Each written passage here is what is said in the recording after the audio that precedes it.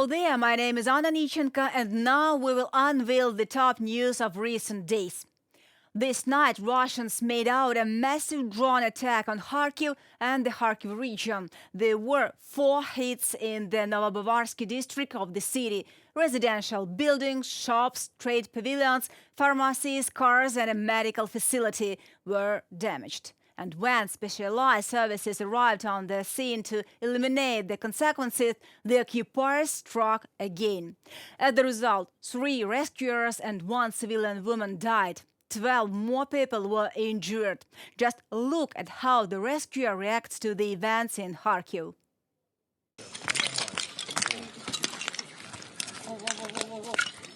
Вова, смотри на меня.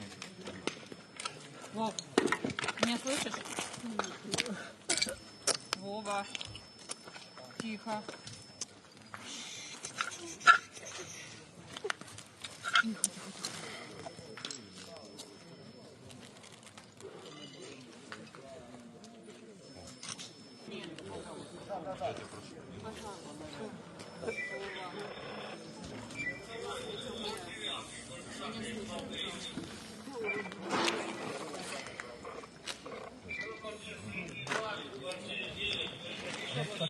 In addition, one of the drones directly hit the 14th floor.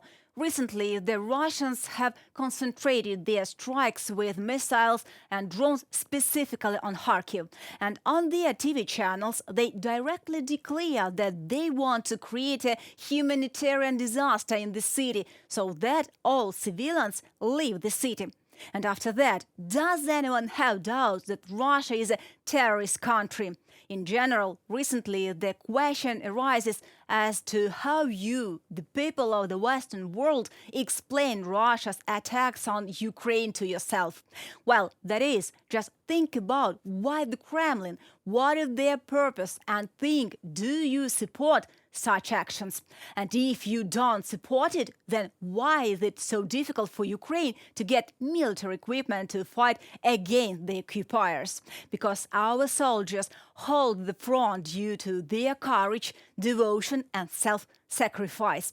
And also because they saw footage from liberated Irpin, Bucha, Izum and Kherson, where the occupiers mercilessly shot civilians, tortured dissenters and looted everything they wanted. Yes, we are unlucky to live with such a mad neighbor who every day releases hundreds of missiles and drones on our territory for some illusory goals, demilitarization and denazification. But it is the Russian regime today that is more similar to the Nazi regime, with a dictator, propaganda and persecution of dissenters. Racial persecution of Central Asians has already begun. Soon, other indigenous people will be persecuted, and there, too, internal revolutions are not far away.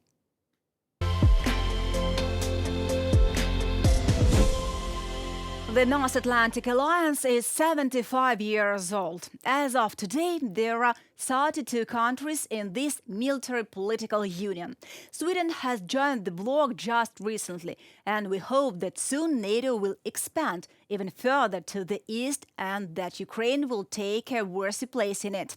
For Ukraine, membership in the North Atlantic Alliance is one of the key goals of foreign policy, because NATO has become the basic of a unified Euro-Atlantic security system from Canada to the Baltic states. Our history with the alliance began in 1997, when the NATO Information and Documentation Center was created in Ukraine.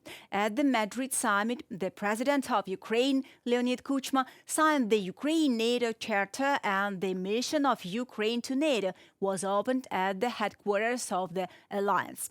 In June 2022, Ukraine received the status of a partner with enhanced capabilities of NATO.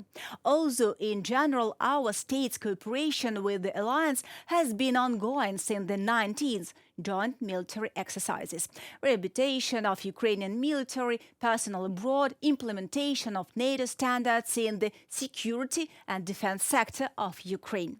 After the Russian Federation's full-scale invasion of Ukraine on February 24, 2022, NATO radically revised its security strategy. In the strategic concept of the alliance approved at the summit in Madrid in June 2022, Russia was called the main security threat to the Euro-Atlantic region. I look forward to discussing with you how we can further strengthen our cooperation, but also how we can move you towards membership in NATO. Allies have made clear that Ukraine will become a member of the alliance, and we need to ensure that is something we are following up. We will also discuss, as we also did at the foreign ministerial meeting yesterday, how we can step up and sustain our support for Ukraine, because it also matters for our own security. And we are discussing how we can create a more robust and predictable framework, institutionalized framework for NATO support Ukraine. Stoltenberg also said that NATO needs to ensure that the military support for Ukraine from NATO allies is predictable. Ukraine expects that the alliance will develop a multi-year aid program for Ukraine, which will demonstrate long-term commitment to our country. After all, with their struggle against the Russian occupiers, courage and professionalism, the armed forces of Ukraine confirmed that Ukraine is already a de facto member of NATO, literally spilling out blood for European and democratic values. The North Atlantic Alliance is the structure that cultivates the true values of democracy, individual freedom, the rule of law and the peaceful resolution of disputes, and supports these values throughout the Euro-Atlantic region. The main military political principle of the organization, a system of collective security in response to an attack from the outside, was and remains a zone of confidence, thanks to which NATO is expanding even today. Civilized countries, due to Russian aggression, understand that only membership in the North Atlantic Alliance can guarantee a peaceful and safe life to their citizens. Ukraine is not an exception. However, the historical circumstances are such that our path to NATO was paved through a brutal and bloody war unleashed by Russia. Today, NATO helps us to go through this difficult path to preserve the freedom, sovereignty and independence of Ukraine. The Ukrainian people highly appreciate NATO's support and sincerely congratulates the alliance on this anniversary.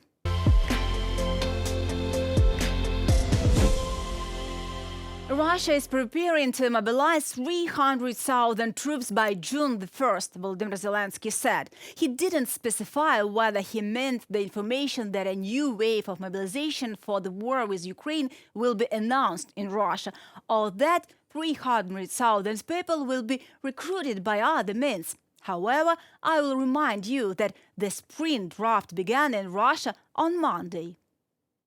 Чітко розуміємо. We clearly understand what Russia is preparing for, what they want, and what they will be drafting soldiers into their army for. And we, all of us, our partners, must have a strong response to Russian operation, any Russian operations. We must win this war. This is Ukraine's historic chance to thwart Russian revanchism, and we must seize it for the sake of reliability security for our children.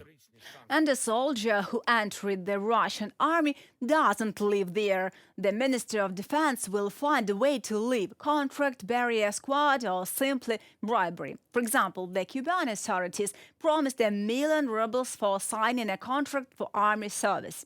Since the beginning of the year, the amount of payments has increased for the third time in the region. And the Ministry of Defense of the Russian Federation declares that 16,000 Russians wanted to go to war against Ukraine in the last 10 days. all of them allegedly signed a contract, and the main motivation of the majority is to take revenge on the Ukrainians for the terrorist attack by Islamists in the Crocus City Hall Center. By the way, the Russians are now distributing a video showing that 2 Britons and an American are fighting on their side. But after a short check, it turned out that a US citizen was put on trial in his homeland on charge of processing child pornography, the agency drew attention to. Journalists found out that the person in question was Wilmer Puella Mota. In September 2022, he was arrested for possession of child pornography and forgery, and then released on bail of $20,000. 2 days before the trial, Wilmer Puella Mota fled the country and flew to Istanbul, from where he presumably moved to Russia. A drug addict and National Front thug who served jail time for a racist street attack on his hometown. And believe me, in the Russian army, every secondary person is either a murderer or a robber. It is not for nothing that the main recruiting in the first 2 years of the full-scale war was in Russian prisons. Now there is so-called heroes return to their cities and job, kill again. Probably these are the best people of Russia who fight for high human ideals. That concludes today's video. Thank you for watching. Stay updated, comment, like and subscribe to our UATV English channel for more news from Ukraine. Your support really matters.